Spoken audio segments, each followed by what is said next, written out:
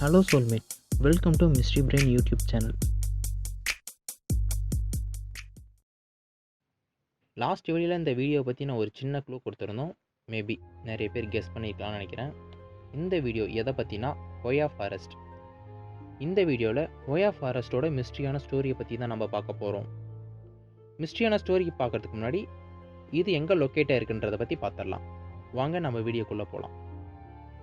ஹொயா forest டிரான்சில்வேனியாவில் locate ஆகிருக்கு. டிரான்சில்வேனியாவில் எத்தனோகிராஃபிக் மியூசியம்ன்ற சொல்லப்படுற ஒரு மியூசியத் பக்கத்தில் இருக்குது.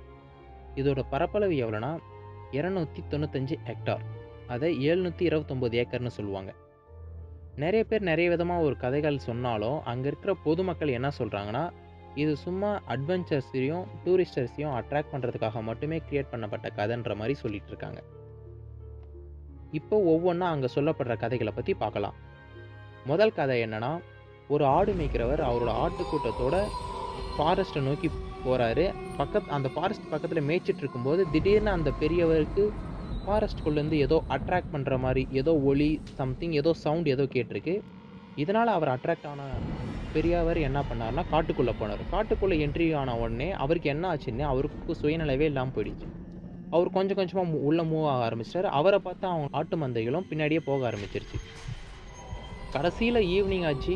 ஈவினிங் ஆகிட்டும் அவர் வீட்டுக்கு வராதனால அவருக்கு தெரிஞ்சவங்கலாம் சும்மா அந்த ஏரியாவில் செக் பண்ணி பார்க்குறாங்க. ஆனால் கிடைக்கல.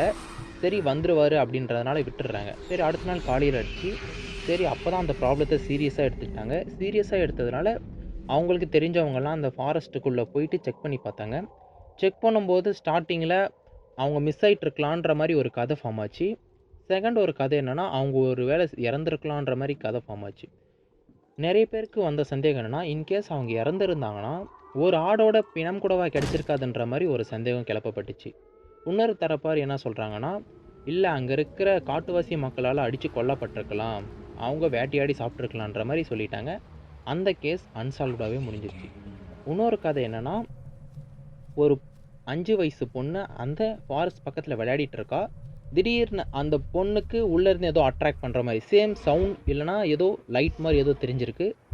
இதை பார்த்து அந்த பொண்ணு உள்ளே போயிருக்கா. உள்ளே போனவுடனே மிஸ் ஆகிட்டா.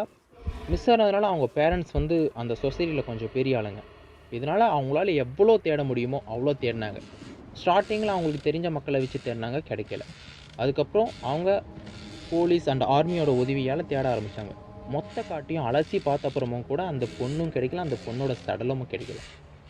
சரி இதை எப்படியே விட்டுறலான்னு ஒரு பக்கம் பார்த்தா அந்த கேஸ் அன்சால்வ்டாகவே இருந்துச்சு. ஆனால் அந்த பொண்ணு 5 வருஷம் கழித்து 10 வயசு பொண்ணாக எந்த ட்ரெஸ்ஸோட தொலைஞ்சு போனாலும் அதே ட்ரெஸ்ஸோட அவங்க வீட்டுக்கு திரும்புகிறா.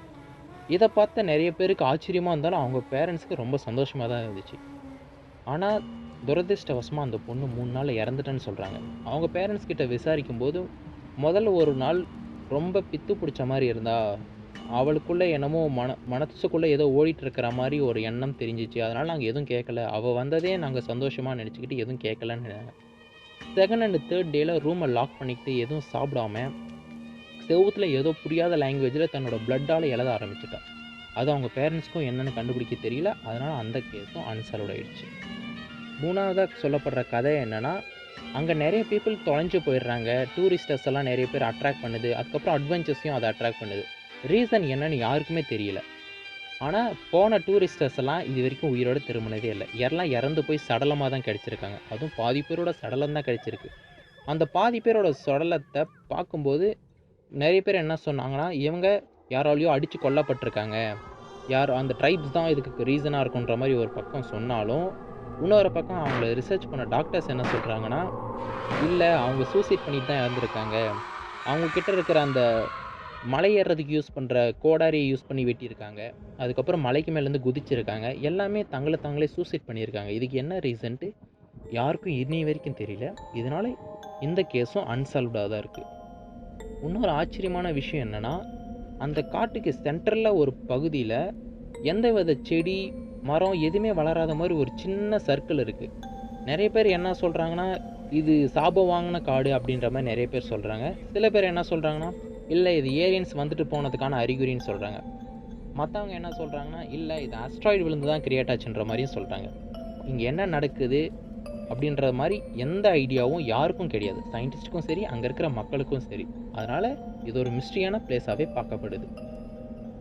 உங்களுக்கு இந்த வீடியோ பிடிச்சிருந்தா ஷேர் அண்ட் சப்ஸ்கிரைப் பண்ணுங்கள். தேங்க்யூ ஃபார் வாட்சிங்.